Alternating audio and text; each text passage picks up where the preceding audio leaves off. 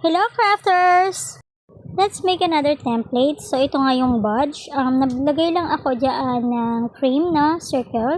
And then, drag ko lang yung image na gagamitin ko. And then, edit lang ng kung anong gusto mong ilagay. Pwede yung name or kung anumang statement. Tulad ng, I am powerful. So, isa sa mga tip na natutunan ko rin at gusto kong i-share sa inyo is yung kapag gagamit ka ng mga cursive na letter tulad ng lettering na powerful is wag niyong paghiwa-hiwalayan kasi hindi raw siya magandang tingnan.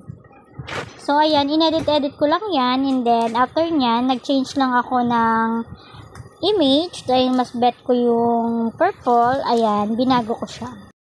Then after nyan, inedit ko lang tong statement na nilagay ko. Gumamit lang ako dito ng mga effects ng change ng colors and then kung ano-ano pang mga effects na pwedeng babagay doon sa ating design.